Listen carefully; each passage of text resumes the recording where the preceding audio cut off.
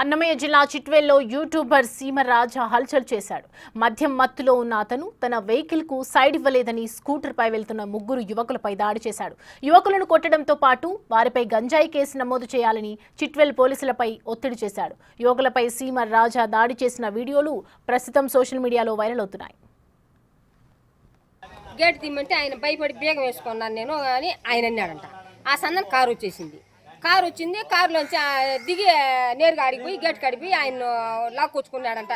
Car కాడికి లాక్కొచ్చి దాంట్లో వేసుకుంటాను కానీ వేసుకొని పోయినాక ఆయన వచ్చినాడు భయపడి మా కాడికి. ఈ మాదిరి నాకు ఎవరో వచ్చినారా ఈ మాదిరి కానీ మీరు పరిగిండి అని చెప్పి వచ్చినాడు. ఆమె ఏమని చెప్పేసి మేము వీడికి వచ్చినాం. ఆయన గడ పదుతో వచ్చినాడు. అడిగి నన్ను దాంట్లో వేసుకొని పోయేట్టుగా ఉన్నారు అని చెప్పి ఆయన వచ్చినాడు.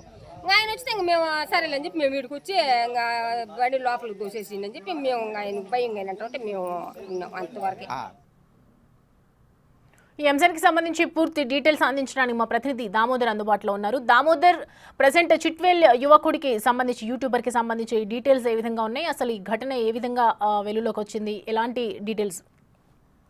సౌమ్య, నిన్న రాత్రి చిట్వేల్కి వచ్చిన సీమరాజా తనకు వాహనానికి సైడ్ ఇవ్వలేదని ముగ్గురు యువకుల మీద దాడి చేశాడని యువకులు స్థానిక పోలీస్ స్టేషన్ లో ఫిర్యాదు చేయడానికి ప్రయత్నించారు. అయితే సీమరాజా ముందుగానే వారి మీద తన మీద అసభ్యంగా దూషించారు. అందు మీద వారి మీద కేసు పెట్టాలంటూ స్థానిక చిట్వేల్ పోలీస్ స్టేషన్ లో ఫిర్యాదు చేశాడు. అయితే తమ మీద తమను కారుతో గుర్తించిపోయాడు, అదేవిధంగా తమను అసభ్యంగా మాట్లాడని ఆ యువకులు అంటుండగా, అయితే సీమరాజ్ చెప్తున్నది ఏమైతే తాను ఏదైతే వైసీపీకి వ్యతిరేకంగా తాను రోల్స్ చేస్తూ ఉంటానో అందుకోసం తనను అసభ్యంగా వీరు మాట్లాడడంతో తాను ఆగ్రహించి వారిని కొట్టబోయానని, అంతేకాని నేను మద్యం మత్తులో లేనని, అది కావాలని నేను మద్యం మత్తులో ఉన్నానంటూ ప్రచారం చేస్తున్నారని అతను అంటున్నాడు. మొత్తం మీద ఇరువురు పరస్పరం ఆరోపణలు చేసుకుంటున్న నేపథ్యంలో పోలీసులు ఈ విషయం మీద ఇప్పటివరకు ఎలాంటి కేసు నమోదు చేయలేదు. అయితే తమను అసభ్యంగా దూషించి కొట్టడానికి వచ్చిన సీమరాజుపై ఖచ్చితంగా కేసు పెట్టాలంటున్నాడు. అయితే పోలీసులు అంతేకాకుండా పోలీసుల మీద ఒత్తిడి తెచ్చి తమను గంజాయి కేసులో అరెస్ట్ చేయాలంటూ పోలీస్ స్టేషన్ లో ఏదైతే ఆయన తన పైనుంచి రికమెండేషన్ చేయించాడంటూ కూడా వీరు ఏదైతే ఆ యువకులతో పాటు వారి తల్లిదండ్రులు అంటున్నారు. కానీ సీమరాజా మాత్రం తనను ఏదైతే కొంతకాలంగా అంటే గత 5 సంవత్సరాల పాటు టీడీపీకి అనుకూలంగా తాను ప్రచారం చేసిన నేపథ్యంలో తనను వ్యతిరేకిస్తూ వీరు అసభ్యంగా మాట్లాడారు. తనను వాహనంలో వెళ్తుండగా అందుకే తాను ఆ విధంగా వారి మీద దాడికి ప్రయత్నించాను. తాను పోలీస్ స్టేషన్ లో అసలు వారి మీద ఎలాంటి కేసు పెట్టలేదని కూడా అంటున్నాడు. మొత్తం మీద ఈ విషయం వివాదంగా మారింది.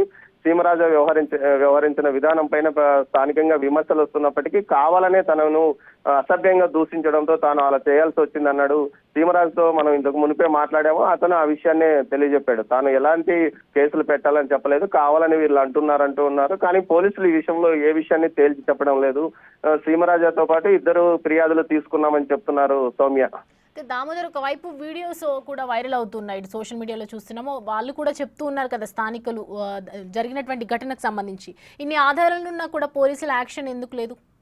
సౌమ్య, గత కొంతకాలంగా ఏదైతే సీమరాజా హైదరాబాద్ కేంద్రంగా ఉంటూ స్థానికంగా ఉండకుండా గత వైసీపీ పాలనలో పెద్ద ఎత్తున జగన్ కు వ్యతిరేకంగా ట్రోల్స్ ఉన్న వీడియోస్ చేశాడు. ఆ నేపథ్యంలో అతన్ని కొంతమంది అప్పట్లో బెదిరించారు. తాజాగా అతను ఏదైతే టీడీపీ అధికారంలోకి వచ్చిన తర్వాతనే తన సొంత ఊరికి వచ్చిన నేపథ్యము, ఈ నేపథ్యంలోనే అతన్ని ఈ విధంగా కొంతమంది అసభ్యంగా కడపలో కొంత మారుమూల గ్రామాల్లో ఉన్న వైసీపీకి క్యాడర్ తనను చాలా వరకు ఇబ్బంది పెట్టడానికి ప్రయత్నించింది. ఇప్పటికి కూడా తనను అసభ్యంగా తిడుతున్నారు. అందులో భాగంగానే వీరు తాను చిట్వేలకు వస్తున్నప్పుడు ముగ్గురు ఏదైతే ద్విచక్ర వాహనం పైన ముగ్గురు మద్యమత్తులో వారు కూడా మద్యమత్తులో ఉన్నారు. వారు తాగి వాహనం నడుపుతున్న సమయంలోనే తన మీద ఈ విధంగా అసభ్యంగా మాట్లాడారని అతను చెప్తున్నాడు.